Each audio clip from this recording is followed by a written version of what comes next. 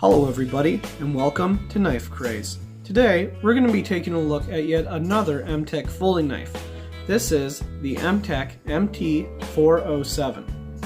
This is a folding knife that's made in China, and the blade steel it uses is, quite frankly, a very cheap steel. As you can imagine, right there on the blade, of course, if the camera would focus, hold on a minute, it says USA design, stainless, handcrafted in China. So it's most likely your run-of-the-mill, very cheap, 440. The heat treatment on this knife is terrible. The grind is terrible. I've tried putting an edge on this thing with a sharpening stone, ceramic carbide sharpener, and it just won't take an edge. It can't even pop hairs on your arm. It can't cut paper cleanly. It's overall a completely terrible knife. But like any knife I review on this channel, I'm not going to leave you hanging. I'm going to talk about the details. So let's get into that. Now, this has a slight drop point, as you can see, which brings it to a bit of a tip. Not a super sharp tip, like a clip point, but at least you have some kind of a nice tip on there, which can aid in penetration in a self-defense situation, be it against animals or human attackers.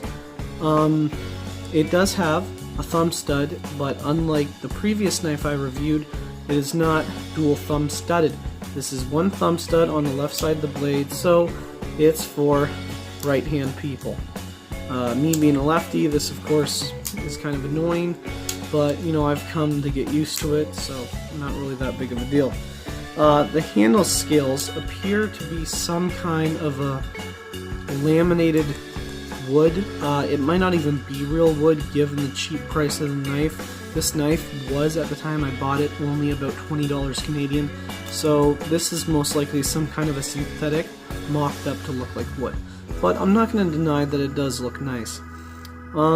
It does have a pocket clip.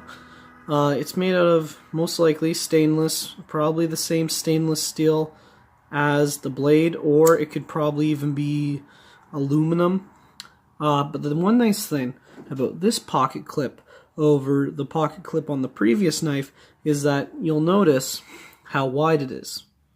It's very wide, very open, so if you're wearing pants or shorts that have a particularly really thick seam, this is a little easier to get over that, and it opens with not too much pressure.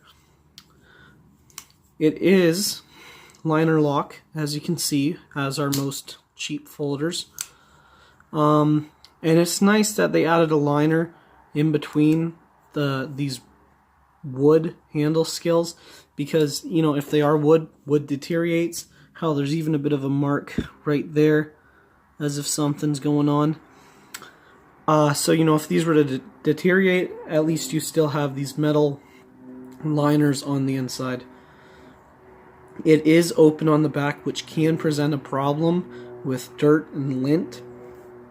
And it looks like the only thing holding this whole thing together are these little, I don't know what you'd call them, but these little pulls essentially, and nothing more than cheap little screws, which can only be sharpened with a hex wrench or a Torx bit, which I do not have for some reason. I have tons of tools, but I do not have a Torx wrench.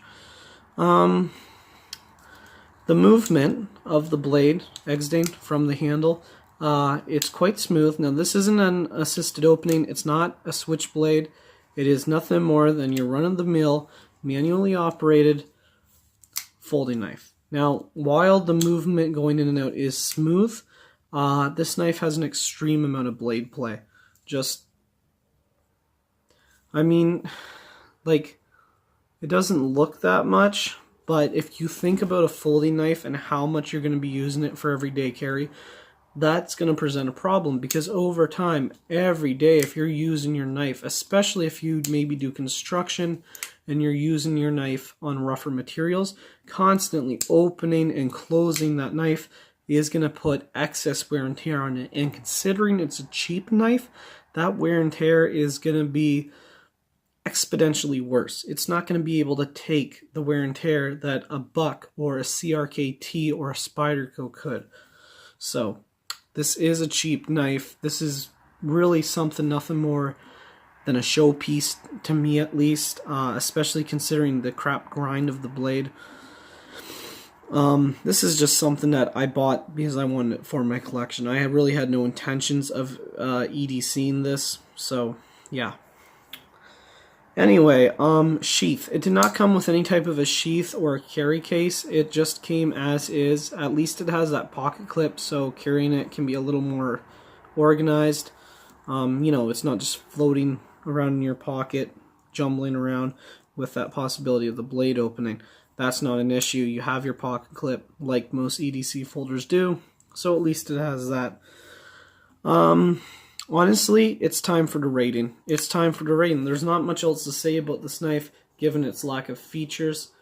I give this knife 3 out of 10 stars, mostly because how cheap it is, okay? 3 out of 10 stars, I think it deserves just that, because at least there's a thumb stud, at least there's a pocket clip, and at least it has some kind of a lock.